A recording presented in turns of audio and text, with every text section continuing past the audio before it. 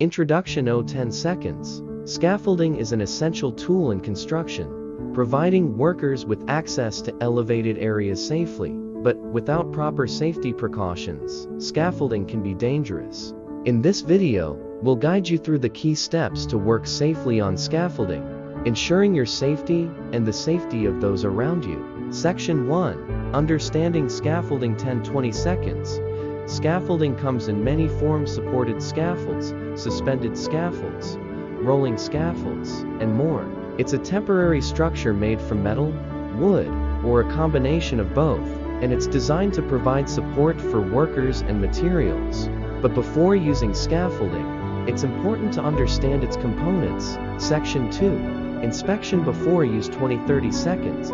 Before using any scaffold, always conduct a thorough inspection. Look for damage like bent frames, loose bolts, or missing parts. Ensure that the scaffold is level and placed on a solid foundation. Never use scaffolding that's been damaged or improperly set up. Report it immediately. Section 3. Setting up the scaffold 30-40 seconds. When setting up scaffolding, ensure it's erected by trained professionals. Use the right materials for your specific project. The base must be firm and level, and the scaffold should be secure, with guardrails installed on all open sides to prevent falls. Section 4. Using the scaffold 40-50 seconds. Only use the scaffold for its intended purpose, whether it's for accessing higher levels or supporting materials. Always keep the platform free of excess materials, and never lean out too far or stand on the guardrails. If you're working at height, use a harness and lanyard to protect yourself from falling. Section 5. Weather considerations 50-60 seconds. Weather plays a significant role in scaffold safety. Never use scaffolding in high winds, heavy rain, or icy conditions, as these factors can make the platform unstable. Always assess weather conditions before starting your work.